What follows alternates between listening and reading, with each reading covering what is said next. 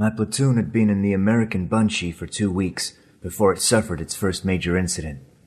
It was gruesome, and it robbed us of our innocence.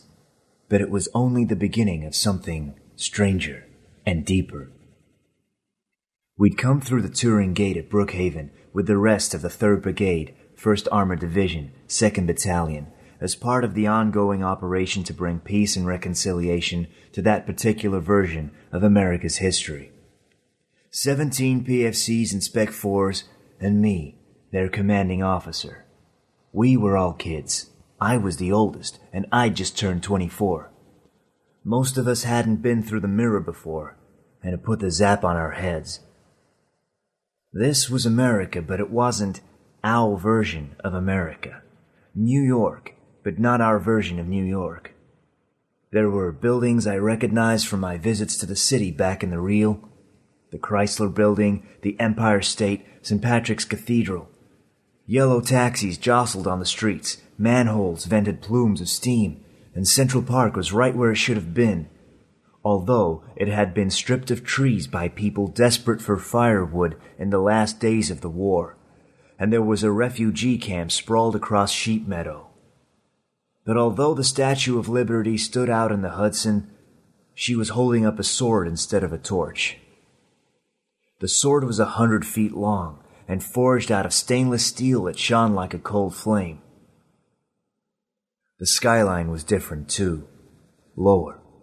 Instead of glass and steel skyscrapers, brutal chunks of marble and white stone hunched like giant toads, monumental railroad stations, government buildings, and palaces. Some were burned out or shattered by bombs. The rest were holed by artillery shells and pockmarked by small arms fire. We'd been given orientation lectures and issued with copies of a pamphlet that explained that the different versions of history accessed by the Turing Gates were every bit as real and valid as our own history. That their people were real people, American citizens just like us. Even so, driving around a city where familiar buildings mixed with alien intruders, half the traffic was military, and pedestrians were dressed in drab antique styles was like inhabiting a dream, or like taking the lead role in a movie when you had no idea of the script or plot. The American Bun Chief shared most of our history, but it had taken a different turn in the 1930s when a bunch of generals and tycoons who didn't like where their country seemed to be heading under the New Deal had assassinated Franklin D. Roosevelt and installed a military government. One of the generals turned out to be more ruthless than the rest. After the coup, he seized the power by a ruthless program of murder and arrest, made himself president for life, and established a tyranny that had lasted more than 30 years. Towards the end of his rule, he'd become insane. He'd styled himself the Dear Leader, ordered the construction of hundreds of grandiose monuments to himself, put millions in prison or in work camps, massacred millions more. He'd been about to go to war against Europe when, in 1972, scientists in our version of history had opened the Turing Gate onto his version of history. The Central Intelligence Group had sent through agents who'd made contact with rebels and supplied them with weapons and intel. As soon as civil war had kicked off, 2 divisions drove through the mirror, quickly took control of the eastern seaboard, captured the Dear Leader as he tried to flee to Argentina, and pushed over what turned out to be a regime hollowed by corruption and self-interest. When my platoon and the rest of the 3rd Brigade came through the mirror a year later, dead-enders who refused to accept that the war was over were waging a guerrilla campaign up and down the country. They used car bombs and landmines, improvised explosive devices from fertilizer, fuel oil, and scrap metal, and detonated them when convoys drove past. They fired mortars into our bases. They shot at us with sniper rifles or rocket-propelled grenades from vantage points in buildings, or took pot shots at us and melted into panicked crowds. As in any insurrection, it was almost impossible to tell the good guys from the bad guys, and that was why one of my men ended up killing 3 innocent civilians. We had been ordered to set up a traffic control point on the west side, 10 blocks south of the green zone. 2 APCs backed up by a Martindale-like tank, razor wire coiled across the street, the men waving vehicles forward one by one, doing stops and checks.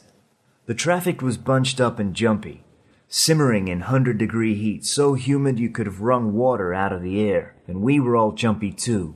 At any moment, someone could pop a trunk and find weapons, or a primed car bomb, or some screwed-up munchkin could decide to take a shot at us just for the hell of it.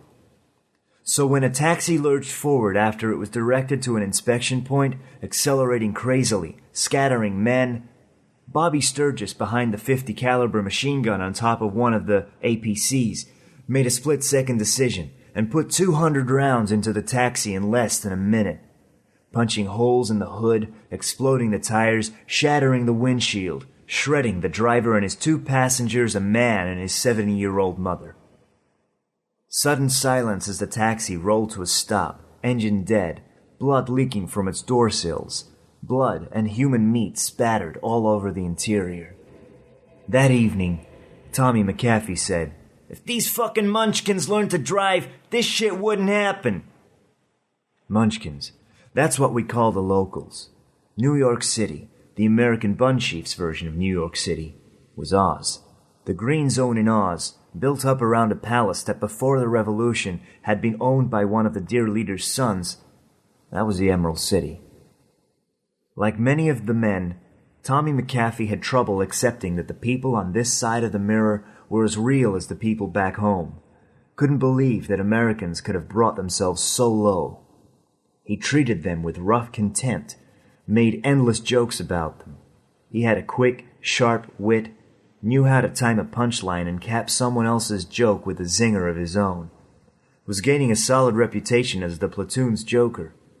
So when he made his quip, he was surprised and upset when Ernie Wright told him to can it, and the rest of the men either made murmurs of agreement or looked away. They were all lounging around by the side of the entrance that curved down to the underground garage, where the Dear Leader's eldest son had once stored his limousines, sports cars, and motorcycles, where we now parked our APCs and Jeeps. We ate and slept in what had been the servants' quarters nearby, and had set up a barbecue pit outside.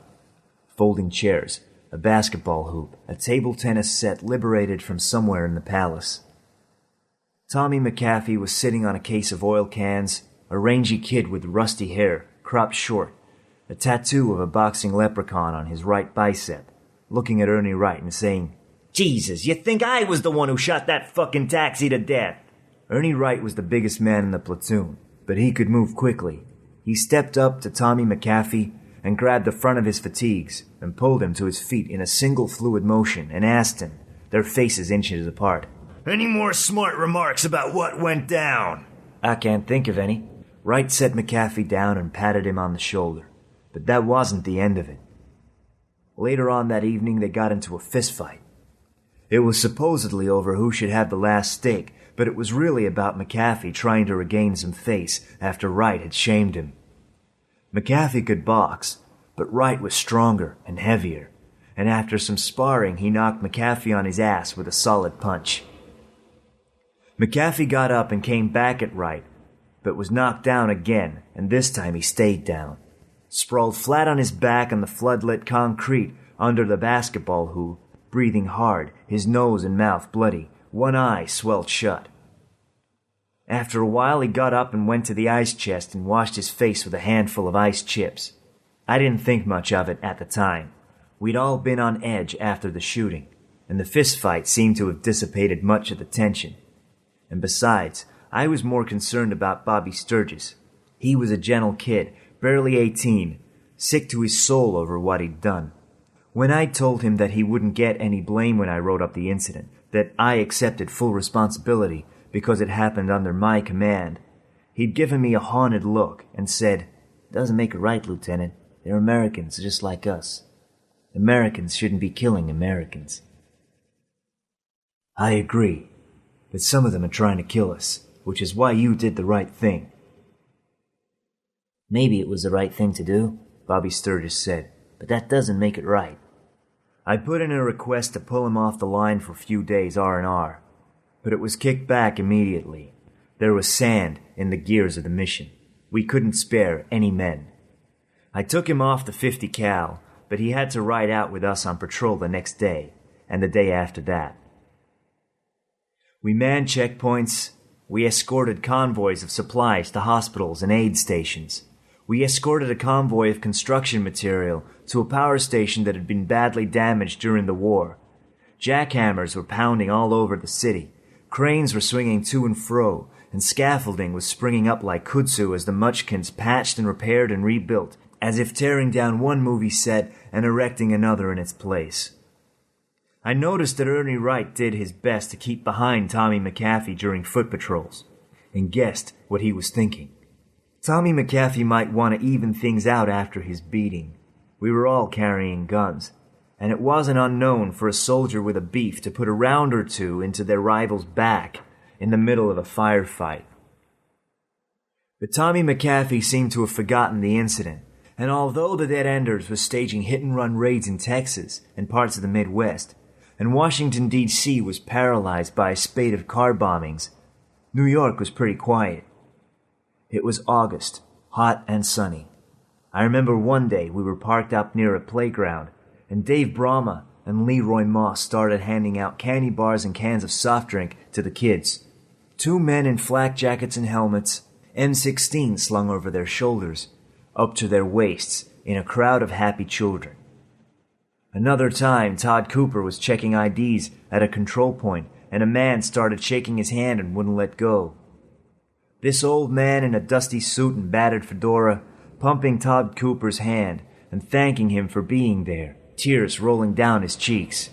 Then a supply convoy running the expressway from Brookhaven into New York City was hit by a massive improvised explosive device buried at the side of the highway. 5 died instantly. 6 were badly wounded.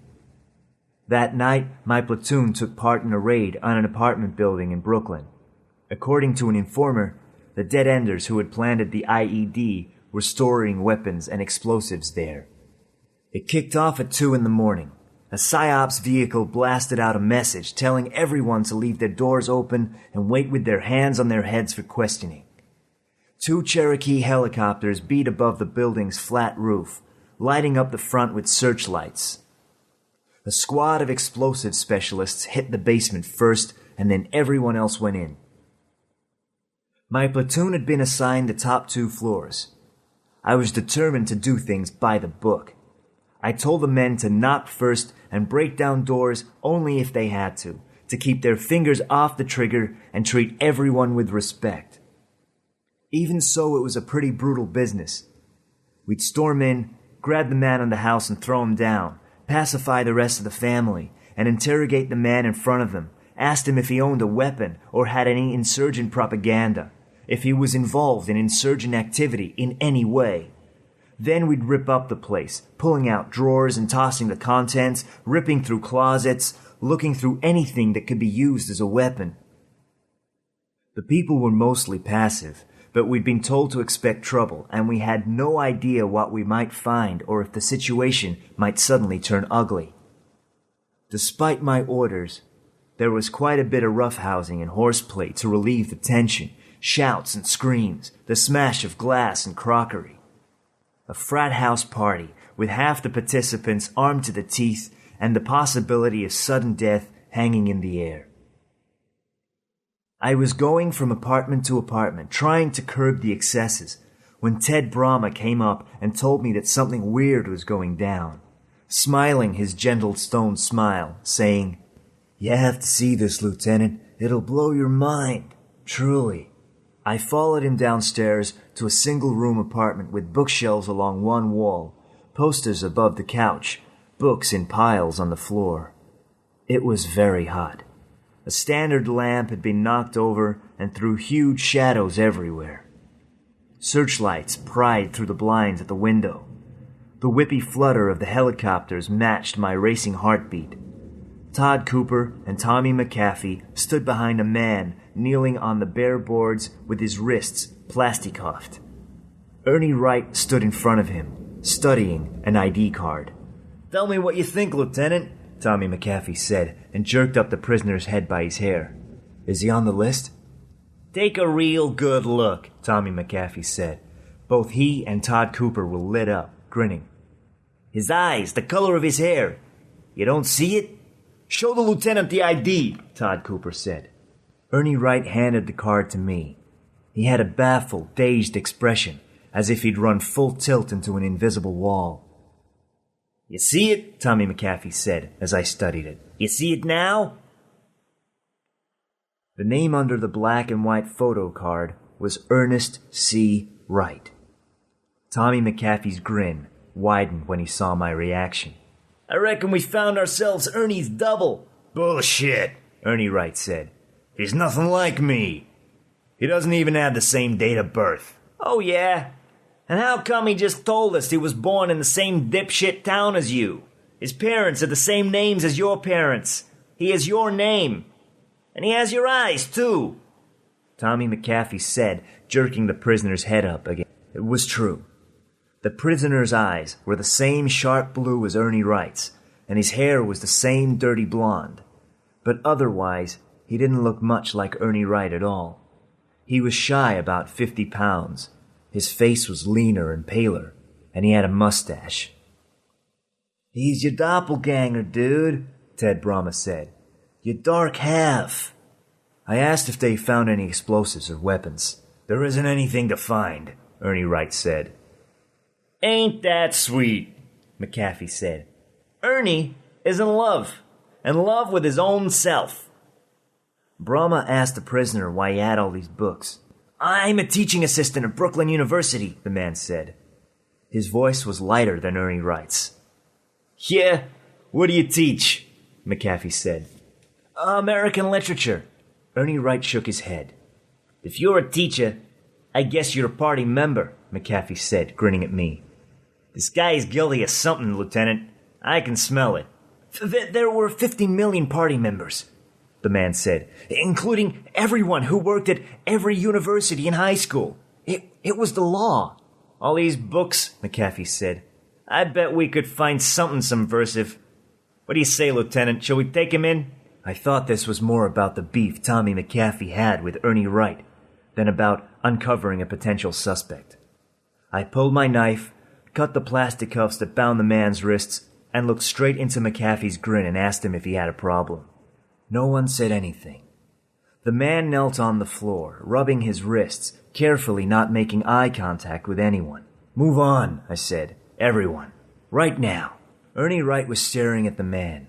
Then he shuddered all over, like a man waking in the middle of a dream, and marched straight out. The fallen lamp wheeled his shadow over the bookcase and ceiling.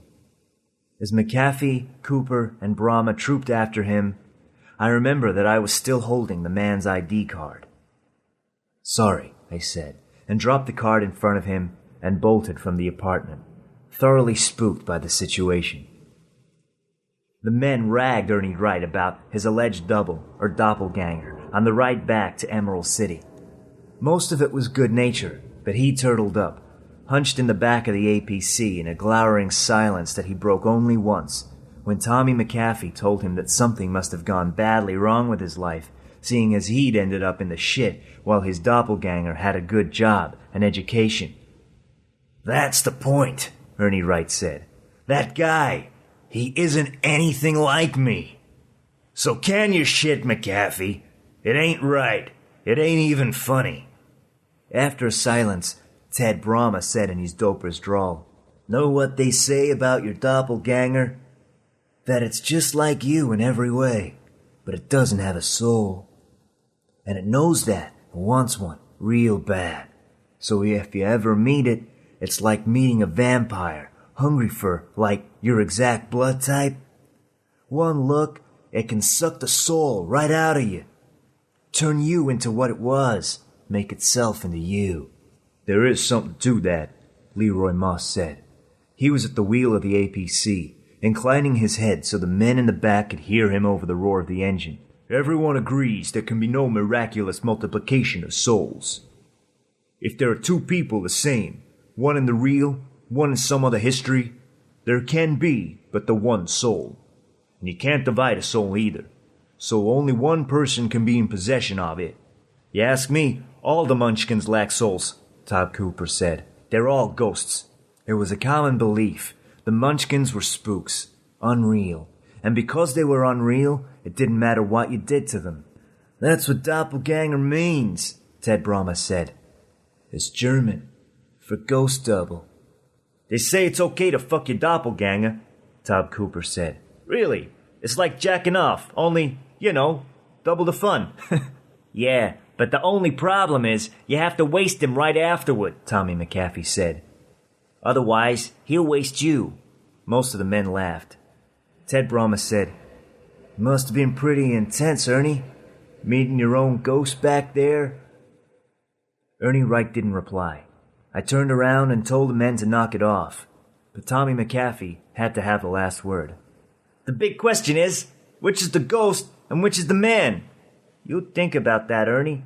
A couple of days later, I saw Ernie Wright sitting on one of the plastic chairs in the R&R area, bare-chested in shorts and sandals, reading the pamphlet we'd all been given coming through the mirror, a brief guide to other histories. I asked him how he was doing, and he said he was doing fine. Pretty interesting reading you have there, he shrugged. You read it carefully. It'll explain why the guy isn't really a double. I know, Ernie Wright said. I knew it when I saw he was 3 years younger than me. As I understand it, if he was born after the history of this sheaf split from the history of the real, he has to be a completely different person, I said. Because all his experiences are different from yours. I'd been reading a brief guide to other histories, too, after that night. That's pretty much what it says here, Ernie Wright said. He was holding the pamphlet in one hand, his forefinger marking its place. You are what you do and what's done to you, the sum of all your experiences. Him and me, we'd had such different lives. We aren't even like brothers. That's how I understand it, I said. Still, he said, I guess we had the same mother and father. I didn't understand the significance of that remark then. It was hardly my fault. I had trouble remembering the names of all the men in my platoon, let alone the details of their lives before they joined up or been drafted. And even though I could hardly have been expected to remember that Ernie Wright's mother had died in childbirth when he was just 2 years old, he'd been brought up by my father, who was a bitter and violent drunk. I still feel guilty about what happened. I still have the irrational idea that I should have known about Ernie Wright's unhappy childhood, and that I should have done something to prevent what happened next, instead of making some inane remark about being pleased to see that he was putting the encounter into perspective. It was weird, he said, but weird shit happens through the mirror. We just have to deal with it. Glad to hear it. And after that, Ernie Wright did seem to be dealing with it. I overheard him having an earnest conversation with Leroy Moss, who carried a copy of the Bible in his breast pocket of his flat jacket, about the nature of souls and their indivisibility. He shrugged off Tommy McAfee's jibes. And then, 2 weeks later, the platoon was given a day of R&R, and he disappeared. I didn't find out what happened until the next day, when the military police took charge of Ernest Wright, the man Tommy McAfee had claimed to be Ernest Wright's doppelganger. It seemed that Ernie had changed into civilian clothes, hitched a ride out of Emerald City in a contractor's truck, and turned up at Ernest's apartment later that evening, drunk but lucid, saying he wanted a quiet word, offering cigarettes and a bottle of Four Roses. A gift, he said, for the trouble a couple of weeks back. Ernest had deep misgivings, and he also felt sorry for Ernie, who seemed sad and bewildered and lost. And he was curious, too. So he invited Ernie in and made coffee, and they got to talking. They shared the same parents, but Ernie's had met several years before Ernest's had. Ernie's mother had died giving birth to a stillborn baby when he was 2. His father had become a serious drunk, and Ernie had joined the army to get away from the son of a bitch who had died 3 years ago, when his liver had finally given out on him. I don't miss him, Ernie said. Not one bit. Ernest's father, the American Buns version of Ernie's father, had died in a traffic accident when Ernest was less than a year old. A couple of years later, his mother had remarried to another teacher in the high school where she worked. That's how you got to be a college professor, huh? There were always books in the house. They talked about the town where they had been born, the little house where Ernie had lived with his father until he joined the army. Ernest and his mother had moved out when he was 3. He didn't remember much about it. I think there was a cherry tree in the front yard, he said. Ernie smiled. It was still there the last time I looked. Same tree, different lives. 2 different trees, really, Ernest said. He told Ernie how he'd won a scholarship and come to New York to teach and study literature. Ernie told him a little bit about his so-called career in the army, fighting in a sheaf wrecked by nuclear war, and now policing the streets of New York. I never really knew my mom, he said. And my dad was a mean drunk who beat me till I got big enough to beat him. But you had a real family. You have a college degree. All those books. If you knew what it was like growing up here under the thumb of the dear leader and his psychopathic sons and his secret police, you might not think it was so great, Ernest said. He'd been tense and nervous all through their conversation, growing more and more resentful about the intrusion. Look, it was nice to talk to you. Strange, but nice. But I have to go to work tomorrow. Me too. Out on the streets. Hey, I was just wondering, Ernie said with a ponderous casualness, about your mother. Is she still alive? That was why he'd come there, of course. It wasn't anything to do with Ernest, who was, at best, the brother he'd never known. No, Ernie Wright was chasing the ghost of his long-dead mother. He looked for a long time at the snapshot Ernest reluctantly gave him, asking if she was still alive there in their hometown. Maybe he could look her up sometime, he said, and grew agitated after Ernest said that he didn't think that this was such a good idea. Ernie blustered, said that he barely remembered his mother. All he wanted was to see how she had turned out. What was the harm? Sharp words were exchanged.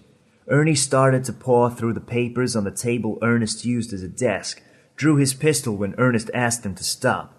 Ernest panicked, threw coffee in Ernie's face, and the pistol went off. The shot barely missed Ernest. There was a struggle, another shot. That one hit Ernie in the thigh, nicking his femoral artery. There was a lot of blood. Ernest went to the apartment next door, which had a phone, and called an ambulance, but it took 2 hours to arrive because there were roadblocks everywhere. Despite the best efforts of Ernest and his neighbors, Ernie Wright bled to death on Ernest Wright's old Persian carpet. Ernest Wright told me all of this in a bleak interrogation room in Camp X-Ray, the holding facility for suspects in bombings or shootings, people caught trafficking weapons and explosives, curfew violators, and anyone else who had gotten into some kind of trouble with the occupying army. Had been arrested on suspicion of murder by the local police, but they'd handed him over to us after they had discovered that the dead man in his apartment was a soldier. My commanding officer had advised me not to visit him, but it had happened on my watch and I felt responsible. I wanted to know what had happened so that I could figure out what I had done wrong. Also, I had read the transcript of Ernest Wright's interrogations. I had talked to the local police who had handled the case, and I was convinced he was innocent. When I told him this, he thanked me for my concern and for my offer to give supporting testimony should his case come to trial. He told me the story while smoking several of the cigarettes I had brought, and at the end lit a fresh one and said, "There's a writer who described time as a garden of forking paths. Whenever someone makes a decision, it doesn't matter how small, it splits time into 2. So there's this time, here and now, and another time when you decide not to help me." I told him that I was familiar with the concept. By this time, I had read a brief guide to Other Histories several times from cover to cover, trying to find something that would help me understand what was happening, trying to find something that would help me understand what had happened. An infinite series of paths, some divergent, some convergent, some running in parallel, Ernest Wright said. Until a year ago, I thought it was just a story, a philosophical conceit. But then your people made themselves known when the revolution started. You sent troops through the Turin gates and helped defeat the dear leader. You told us that their agents had been visiting our history secretly before that, helping us set up the revolution. You told us that you wanted to help us build a better America. But what you're really doing is shaping us in your image. We really do want to help you. Your path is only one of an infinite number of paths, and no one path can claim to be better or more privileged than any other. All are equal. Except we have the Turin gates, I said, which gives your history the ability to interfere with other histories, other Americas, but it doesn't give your history moral superiority. You brought us freedom, democracy, fine. We're grateful for it, but we're not beholden. We have the right to make from that freedom what we will, whether you approve of it or not. If we're forced to become nothing more than a pale imitation of your version of America, what kind of freedom is that? I told him that he sounded a little like the Dead Enders, and he shook his head. He was thinner than I remembered. But because his head had been shaved, and he had lost his mustache, it seemed to me that he looked a lot more like Ernie right now, or my memory of Ernie. The Dead Enders believe they can restore the Bund if they can push you back through the mirror. We want to restore democracy, but on our terms. It's like your friend. He didn't really understand that we were two completely different people. Strangers. My mother was not his mother, Ernest Wright said. And this is not your history. That was in 1974. I was 24 back then. So innocent, so foolishly hopeful. Now, just turned 30, I'm a published writer with 5 short stories and a novel under my belt. I've already used parts of this story in the novel, although, in my version, Ernie Wright doesn't end up bleeding out on the floor of Ernest Wright's apartment, shot by his own pistol. Instead, he finds out where Ernest Wright's parents are living and goes AWOL and hitches back to the American Bun's version of his hometown. He spends a day watching Ernest Wright's mother, trying and failing to get up the courage to talk to her, finally realizing that he has nothing to say to her because she isn't in any way like his mother. That nothing in Ernest Wright's life could explain what had gone wrong in his own.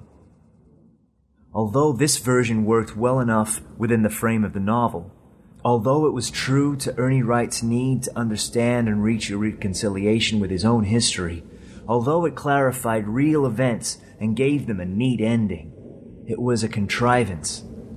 I was never satisfied with it, and felt guilty, too, at the way I'd trivialized Ernest Wright, used him as a bit player, a ghostly reflection whose only function was to give Ernie Wright the information he needed to make his pilgrimage. This is as close to the truth as I can make it, and there is no neat ending, no bittersweet resolution. Ernest Wright was released back to the local authorities after 2 months in Camp X-Ray. He didn't make bail and was stabbed to death in a prison riot just before his case came to trial. Todd Cooper was killed in a firefight a couple of months later, and Dave Brahma was badly wounded.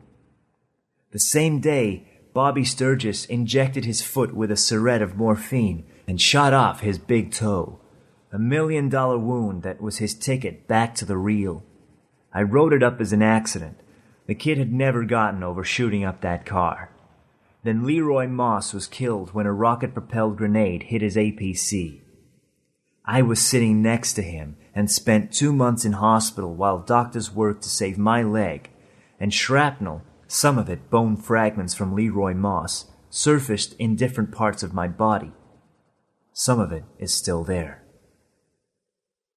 Tommy McAfee re-upped, served another year, and survived without a scratch.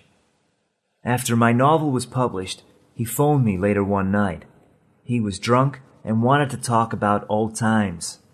He told me he had a bunch of stories I could help him make into a book as good as mine. I listened to him ramble on for a while, letting him vent whatever it was my novel had stirred up, making the right kind of noises, and when he finally hung up, I realized that he'd hit on something useful, and started making notes for this story. We are what we do, and what's done to us. If a brief guide to other histories was right about one thing, it's this. And because what happens to us in war is more intense than ordinary life, it marks us more deeply, changes us more profoundly.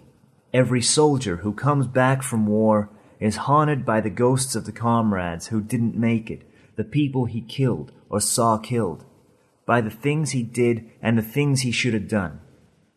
And most of all, by the innocent kid he once was before the contingencies and the experiences of war took that innocence away. I have summoned up my ghosts here and tried to lay them to rest. But it seems to me, now that all of us who passed through the mirror into different histories have become like ghosts, lost in the infinite possibilities of our stories, ceaselessly searching for an ideal we can never